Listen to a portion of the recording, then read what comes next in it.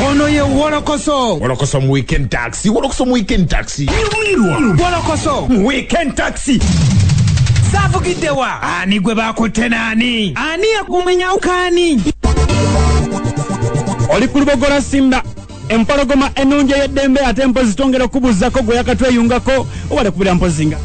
Abulungi nnyo bale kubira mpozinga ate otugobera bulungi nnyo. Embera eriyetu obulamu obusanze otya fe we tuli nnyo kubira mpozinga ate tulukuwa mu ngeri yonna nga tulukutuusako njagala okubira mpozinga ate mbuuza ku musawo Karim Ofono ogamba otya awo mpozi mukono ow'omuzinga gw'essanyu ne mbuuza ku mutembeeyi wange Flash Sempo wa Flag Government ogamba otya da saluni mugaba mutyawe bwayise Rona Mariamu ate mpozi Mubaraka Amiro muvandimwe wange okugateko mpozi ne Evans Sports Center wali mubende mbagala nnyo mutumbulire ddala Richard Tumusima we buwe kula ogamba otya dance ku Mike Senior Bike mubende ate mpozi ogateko na Mutebi Rihanna ate ogateko ne Azamu wali kasambya mpozi mubende we bale kula mpozi ngate otumbula esawe eno ankakala mpozi abera ayingirawo asobola okubera mpozi ngate atuongera okubera mpozi nga tunyumyamu era nga olunaku olwaleero abawala mujje musimbera ini muwanirize omukulu tusanyusa okulaba Anko Kakalamu Nkedde bukezi Eladde Zaddy Eladde ba baby Letuwe bebe Ongere mukatono modu ekyali wala Nawe Anko Kaka Tono modu ekyali wala nakubera kaka wano kakatu abazungu ndowooza awo makalinga sombose y'ennyama Are you sure? Zawo mzungu tuli ku Wolokoso ategwe Jim Langi kwendi wano Manchester Onze Peter Uno Manchester. Numi wa Ungola Simba. Yuka. Chenda musava kasirisa satu femo mefe bweli yasime empologoma enunje edembe afya kuchera mubiri akasirise mu afya ku www.bweli-simba.ug ngere kubuza ko kwanza ko rejesizo kwatengo tumbuda machago na ko mu supermarket boda stage mu butale rejesizo kwatengo tumbude of course akubuza ko kwaniza ko serugana machago na kwanze kakalamu de answer yagara gacha answer wo mulembe guno otyo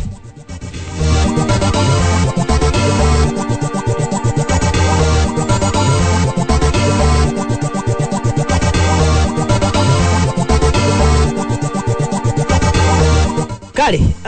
onako olwaleero ndoza tugenda kulwawo nnyo tulina abagenyi bangiko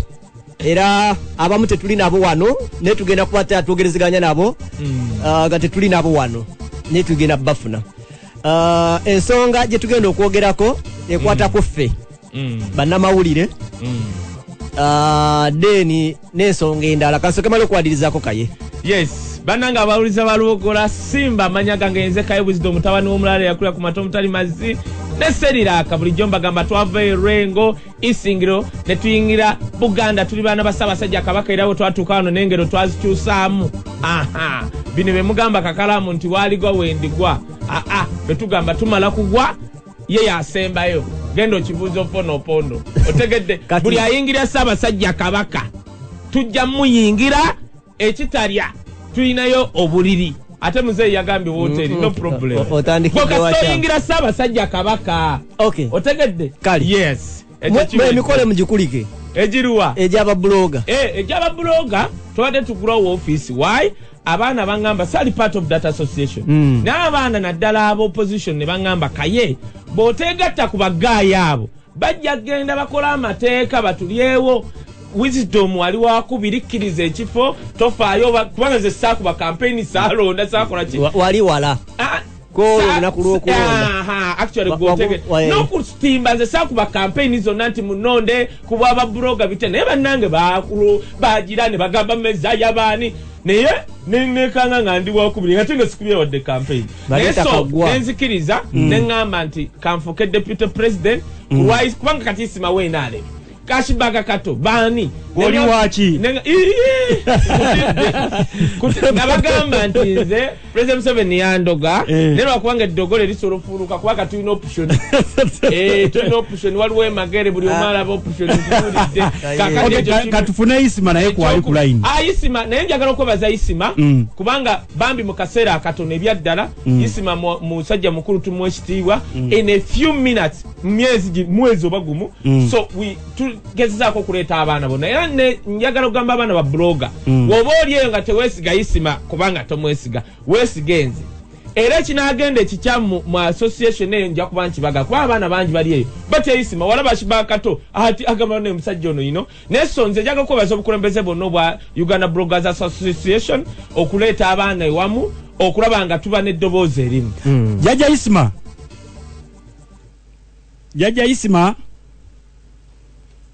Isima kirizo bagana Jajja Isima kirizo bagana ichuri Jajja Isima Sebo tukwaniza ku Lwogola Simba program ya Wolokoso soko obuze kwatuuliriza sebo abatuuliriza ku program Wolokoso mbagala nnyo mwebale nnyo byemuliko mwebale kwekuuma covid muwulirize nnyo ebiragiro bya gavumenti obulwadde bukyali bungi mufa abanaku Jajja Isima abagatta balina ssente omukolo gwa association gwagenze bulungi baba era naye ne twebuuza ne mutabriefinga minister najja ate na addressinga Bebe Cool nga Bobi Wine omanyi erinnya Bebe Cool lifaanaganamu ne Bobi Wine katuba politician tebawulira nnyo music than politics oba yabali ku mutwe era yabali ku mutwe olwo kiki ekisanyusa ennyo nabagamba ekikulu president wange akkiriza Bobi Wine olaba kiki yagamba nti nobeebuza yakiyimba mu music we n'agamba bamubanzala mu music wange naye badda mu kisenge ne beggalira ne bamuwuliriza twalaba omukulu ng'aziyimba ekyokubiri president kyayogedde president ichuri kituufu yabali muleka gusa ensonga wagira Museveni awuliriza nnyo Bobi Wine nze mmanyi buli luyimba lwa Bobi Wine buli kigambo ayishuwa mmanyi buli kigambo kya Bobi Wine era nkikozesa ne mulayizi Isima oli ludda wa yagamba Kampala where we come from we seek top of the nation and we seek no intimidation nkikozesa bakuwalusania lw'enkoko Isima bakuwalusania lw'enkoko Isima wangi oli ku Wolokoso taata naye nsayagala okumanya oliko wa nze ndi makala gange ntudde ntende awo oli nakati oli seefu oyinza vaawo eddakiika nga mmeka okuba kati uwayo musajja nina abeesefu saabankuuma terowooza ekyo kyokumanyira sebo n'omukulu wa Victoria sebo yalina abamukuuma naye bamutwala drone yamutwawo buli baali beesefu si Isima nze njovu sijja mu kaveera Isima kompita bakeizi Isima abo bamako keizi wako bonna nkukunyi nze ndi njovu oli njovu nze sitoyinza kunteeka mu kaveera mbu simanyi bankutte bantutte ani antwala Isima ebigambo ebyo n'obiddamu antwala wa nze nkola kitalya Isima naawe mpagira gwe nkola kitalya kaye bubuuti nkolawa omusala nfuna gw'ekitalya nowe bantwalira nsula mu ofiisi ya ofiisi sebo wetwali wano essebo ensonga zino ez'omulangira Ssuuna nga zitandise essebo wayogerako ku Wolokoso noga atajja genda yadde ne mu kooti antuusizaawa yantutte wa mwembisi soogera ku simu anepanke mwana bize ndi jirikiti soka erinnya lyo nkuze bampita all access Jajja Ichuri Jajja Nice Isma all access president wa Blogger Uganda worldwide kiri nze ndi njovu sijja mu kaveera sinze gwolopalopa musimanyi okutonkongo okwata otya esefu so giyitewa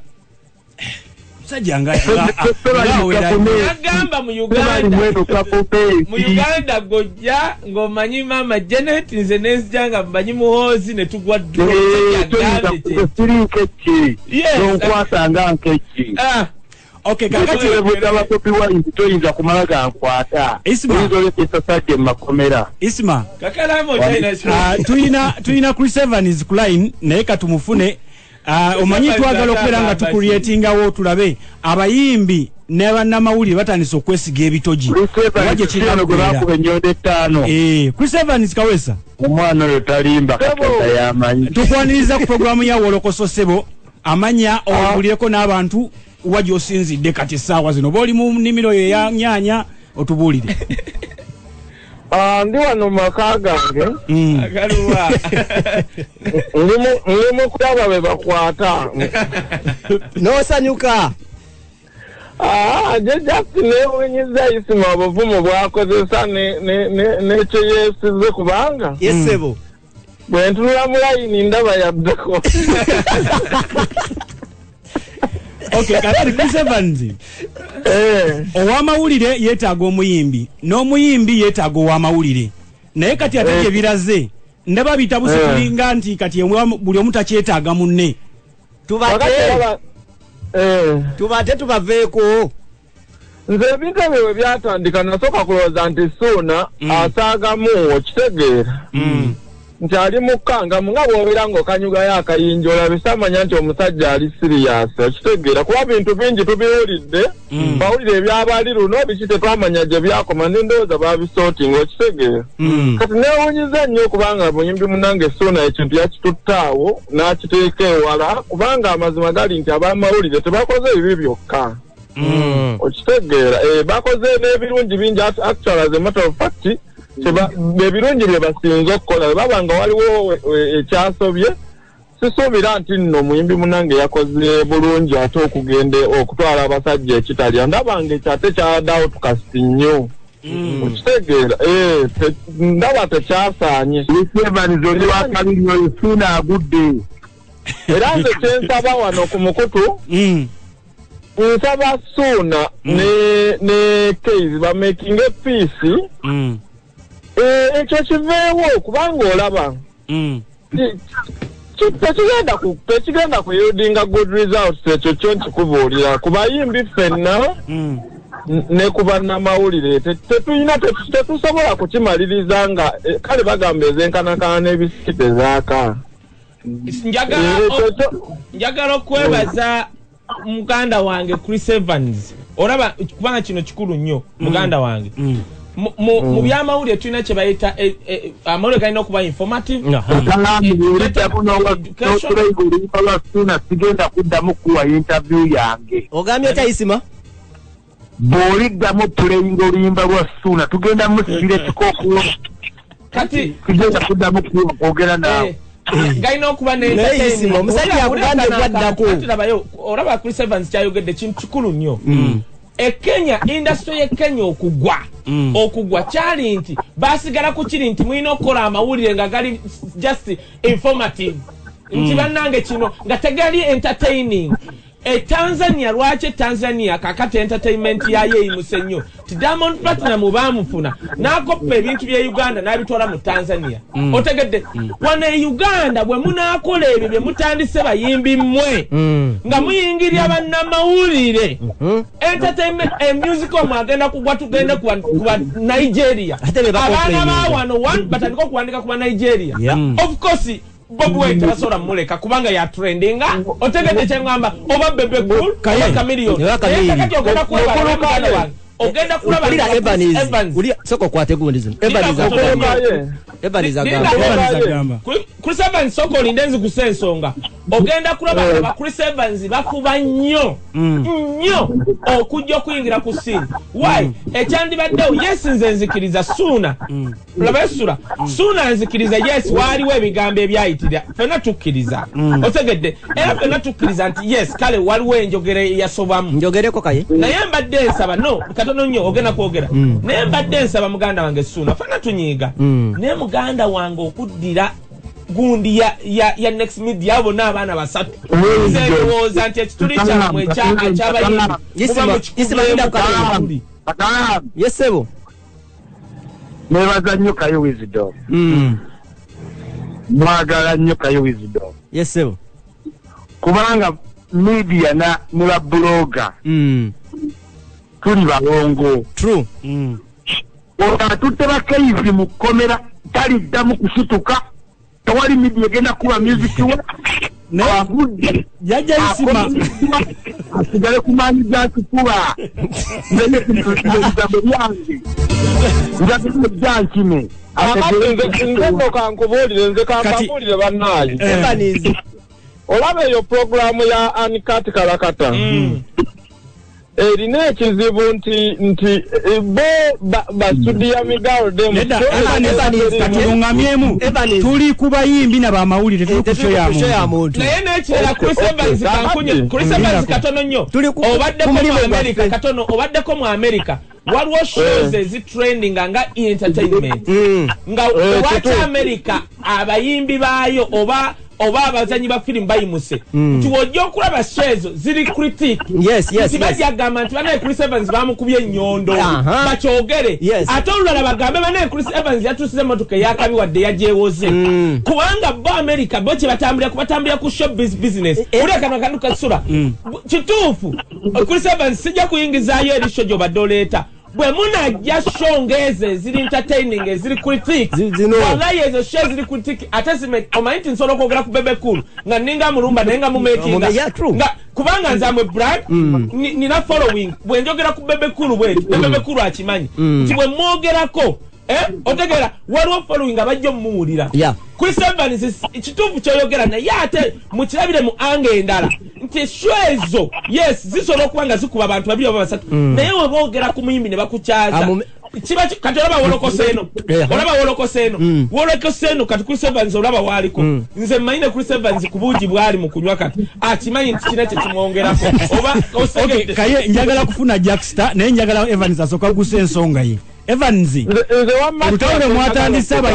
munasobola abamawulire nze kyenjagala okugamba nze nina abamawulire ababadde bankuba okunfiirako lwakuba mmwe temubimanya naye nvuga emmotoka neŋŋenda nenyinyonyola omusajja ne mugamba ekintu bwekiti ne bwekiti kyabadde kyayiseewo okitegeera naye sibitwala wala kubanga ffenna tuli bantu okitegeera kati siina ekyo ekyokutwala ewala okutuuka kweyo lebombo ate balooya ebyo bikola ng'okangamu okitegeera naye bwe bagamba nti bagende naawe n'ogamba abagende obanga agamba nti abamawulire tebalina nnyo kye batuyamba okitegeera ate nga abamawulire nga tebaliwo tetusobola kuyimba ekyo nkubuulira mazima n'abasuzaako ku poliisi olunaku lumu naye gwe n'odiringa CID kubanga ekyabadde oba bayita ku Monday ne balipootinga ne bagamba ku Lwokusatu ne bakomawo CID nga kyemmanyi tesobola kukola kintu ekyo ne bagakomawo ku Lwokutaano nga tewali kaseera singa basize ku poliisi Isima wangi tukuwulira kuli njagala nnyo Chris Evans simuwaanangako mu kintu kyonna obadde mutandikiddewo mukulisisaizinze buli kintu kyakola nyondo kulima nnyaanya naye ate njagala okugamba nsinga kulisisaizinga Rema na Chris Evans naye ng'ate music ge basinga okunyimbira nze ndi fani ya Chris Evans naye ninokugenza buli kisaamu kyakola kuba mwana muto mulaba ng'akola mistake kiyinza mulinda kukola bizibu bya kamiliyoni osegedde kuba njagala Chris Evans akube Africa n'ensi yonna Isma mu bintu bino guba guno omusango nawe omwoguli temunnafunayo we mugamba nti katusooke tutegeeraganire wano nga tunagenda mu kooti no omanyi kati waliwo omuntu omujega tumuyita muuje ku street olwo olulimi nedda anti muuje kitegeeza oli mujega totegeera game music is a game kubanga togenda lastinga ng'oli star abalalopa bakona bagwa balina music Chris Evans alina ennyimba z'embaga waba tayinza loopa nga tumujerezi ate gwe atayinza kuyimba wadde mu kioski abantu batano.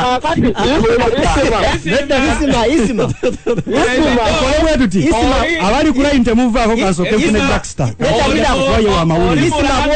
isima bwotyo bw'osudira abantu amano magamba nze mbadde nsaba nze njagala nnyo oyo Omulangira Ssuuna omulaba waliwo ebintu byenatandika okwogera nga abantu babimanyi Omulangira Ssuuna alina kinene nnyo kyakola kuba Radiant naye lwakubanga baagana okijja abamawulire naki nze Omulangira Ssuuna naye yajja n'akyogera nze yajjako wano nangamba bamuwa nusu kakaaga yakyogera naye tetwakyogera labayo akantu kamu nze mmanyi nti Ssuuna mulangira era ssebe omulangira gusinze nze ku lw'abakeizi nsaba okusaba bambi tusonyiwe kubanga gwe mulangira wokeera ku poliisi ku Mande n'ogamba nti obasonyi abaana abakoma anti nkubuulira nze mmanyi baakusobya naye mbadde nkusaba Omulangira Ssuuna nga ndi ku show etegerekeka show esinga owakabi nkwegayiridde Omulangira Ssuuna bambi abaana abo basonyiwe nga nze Wisdom kale sibanze kubanga kati nze no kakalamu nzondaba fe bino byetwogera okulwanira omuntu wa wansi manyi sawa yona bankwata era ekyo nkimanyi naye mbadde nkusaba kati omwana nga Keizi abaana be family kweyimiridde wakko kwegamba wakko bambi namutunulidde nga bamutwala nengamba bannange kubanga kati olaba fe katuli ba freedom fighter nze ebukere nkyawa ukakalamu nga bankutte n'owulya nti ndi luzira of course basobola okugamba Wisdom wakutte omwana oyine muntu it's okay bye tubisuubira oba olwanira omuntu naye mbadde nkwegayirira Omulangira Ssuuna nkusaba busabi nga siddumidde oli mulangira nkusaba kulwa Kai Wisdom kulwa media kulwa abayimbi nga Chris Evans kubana Baliam whatever Baliam Jasmine nkwegayiridde bambi basonyiwe manyi baakusobya ku Manda abaana abakomewo ennaku nyanga oli ku kawunga keeyo gwe tokamanyi nfa abakamanyi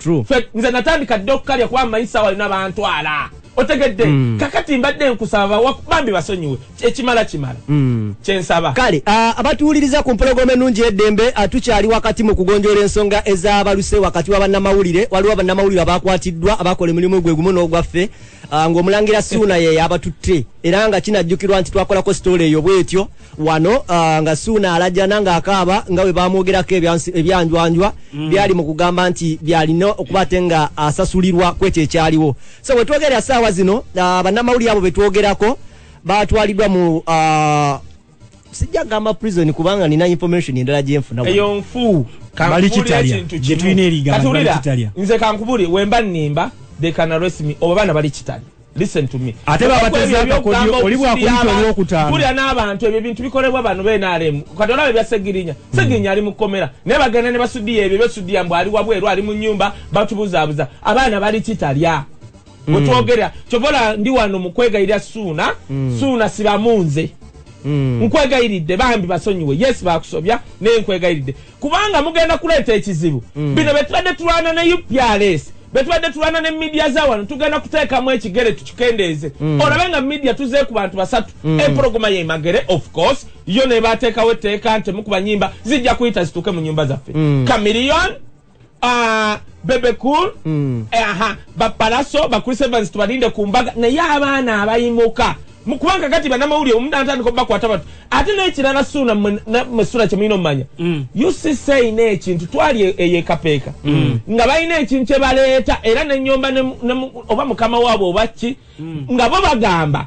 nti zino sho zemukola ez'okwogera ku bantu mbu temuzina zikola neŋŋamba omukulu anti ekizibu kye tuyina era gavumenti emu kyetukoze baddira omuntu ne bamuteeka mu UCC nga yali alima yali alunda ntefe eri ewaffe omusajja omusanga eri ewaffe ng'awunya busabu kyeyazaalibwa kati nga yali mu entertainment tamanyi nnyimba takolanga ku radio naye nga yalina okuregulatinga Simba ne mugamba kyali nga tuli kapeeka ne genocide ne mugamba byoleeta tebijja kukola mu Uganda bw'oba osobola genda biteeke ku nte so mwe temumanyi nti nno mugenda kutta show zammwe kubanga UCC yeerowooza okwogera Chris Evans mboba omugumye nga beerabidde nti oluusi bakukubye nagantu omanyi wa UCC Medi namugamba Medi medikozi mujja kuyita eyo kololo mutulekere show zaffe Chris Evans mbasi muvumye bamugamba nti alima ennyanya labayo sura bengamba Chris Evans nti alima ennyanya mbasi mujerega naye eno game nga Isima wagambye this is a game tulina okuba mu show business ate kati Chris Evans ne munoonya n'abaako kyayogera okikkiriza nti tulina Isima kuwulira ompulira bulungi tukuwulira sebo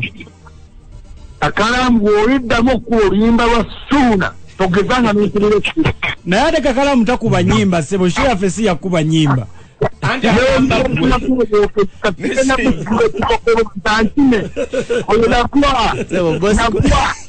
owaye Kakalamu wanje bali njagala okukozesa Simba kuba radio nene nnyo okulabula abayimbi yesebo nga ne mulangira Ssuuna mutadde n'abalala nange n'abalala ne bakamiliyoni era nga kwali bali ku kalenda batubudde bonna temanyi bawuliriza bannaye mbabuulira ndi musajja mugezi nnyo ngabuulira ekintu kino gavumenti egenda kukozesa obusungu bwaffe ku bannamawulire etusaanyeewo kubanga kyobutemuba mumanya tetukyali baganzi nga luli okuva Bobi Wine we yeesimbawo obuganzi bwaffe bwakendeera kati bwe banaalaba nga twefuula mbu tuwalana bannamawulire bajja kugamba oke wolokoso eveewo roundabout eveewo gundi eveewo then gye bigenda okuggwera nga kitulidde nyini nga petukizanye Suna njogedde ku Medi mumanyi wa UCC Ibrahim mugezi waayo obadde ogenda muleka kubanga waliwo message gyefunye ne bagaa nti omusajja amusi UCC mwese no kyengamba mukwano gwange Medi mukwano gwange omuwaana ogenda muwaana Medi omanyi lwaki Medi awuliriza era namugamba Medi ekintu kimu owuliriza wadde tobikola bye tugambye ne mugamba Medi eno game ya entertainment amateeka ge muleeta era njagala dira katononyo kangambe Chris Evans n'abayimbi abampuliriza gavumenti eri mu bago kuleeta amateeka gajjawo entertainment shows why tebagala creating abayimbi bagenda bafuukira kizibu kati bagambye nze mbeera mu nkuboza Isima mula nze mbeera mu nkubo zaabo buyinza bagala kujjawo shows zammwe kuddamu creating aba Bobi Wine kati bwe mutandika okujja oliriza Ssuuna byenjogera byange bajja kutwala nze bwe muganya okukwata bannamawulire ba entertainment shows mugenda fiirwa emirimu kakati abantu abadde kati abantu manyi bameka bawuliza wolokoso kati bakutta ekintu Isima tukulina njagala okutegeeza ekintu kimu yesebo teri muyimbi alina alubamu oba EP alowooza ku ebyo ebintu because Kaye Wisdom wabeera ayogera ku Isima negatively or positively it is Isima's name yes era ekyo kintu kye kyasuula abayimbi abataamanye ddati Bebe Cool Bobi Wine Camellia babeera mu field naye ng'oyogera kwani ku bo kati bano tebaboogerangako naye nga bayimba bulungi okugeza Ssuuna ayimba buki bulungi awandiika n'obuusa naye yakonda kubanga tamanyi how to make a brand kati na Bobi Wine n'oba omusinga okuyimba ye yakola brand abantu tebalaba ne music we tebamuwulira solonga nzitizi Bobi Wine kati ekyo kiremye abayimbi bangi ne bakona kati we mugamba yakona alowooza muvumye naye nga mubalira time watandikidde okuyimba kati tufune Jackstar wano katono yatandika mu 2000 Isima soko sigale katono tufune Jackstar wano wa ekibiina kya Ijao tulabe Jackstar abantu no muteeke ebitiibwa byawe Jackstar vice president w'ekibiina kya Ijao ekitwala bannamawulire abasaka entertainment oba ag'ebisanyusa bwe twagala okufuna wano batubulire kubanga twakoma okwogera naye ng'atugamba nti ensonga baziyingiddemu ate kati twatuuse nalabyeko ejjo ku abike ku kooti nga tuli ku kooti wali ku Buganda Road naye Jackstar nga wajja Jackstar oli ku line yesebo kwendi mpulira nsanyusa okubeera ku Lubugola Simba naye ddakiiko olina ntono kuba tubadde tukunoonya ng'oli mu lugambo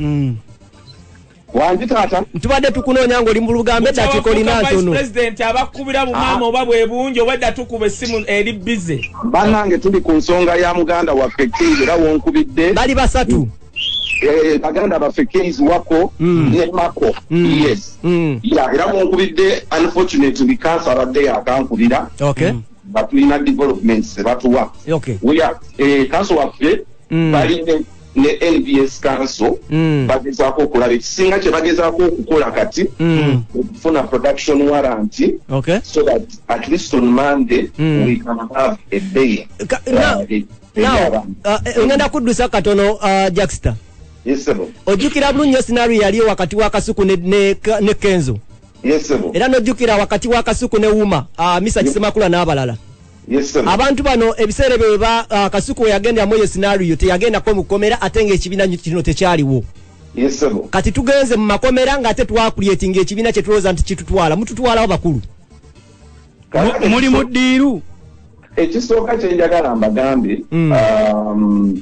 tulina ensonga eno lwaki etuuse ku eno level ekisooka because yes ijjawo twakagitondawo naye ijjawo ntono nnyo ku company gye bayita Next Media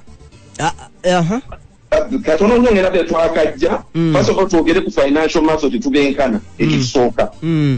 if NBS nga yeeremereddwa ba Next Media oba nfuna kyegamba do you think that is not acting katuwenzija ensonga eno tugezezzaako nnyo ejjawe acting our role is to fight meeting eyasookera ddala nga gundi unveilinga ensonga eno eri bannamawulire suuna jampita anonymously nga simanyi era nantuuza Jackson olina okubeera oli mugenyi mukulu ku platform eno mbadde nsaba oti ogenda okutuula nga sikyasobola nakusituka ng'omusajja ayanjala ensonga n'atugamba nti nongenda kusuula munnamawulire bammwe banvumye bebererere nga ndi ku kamera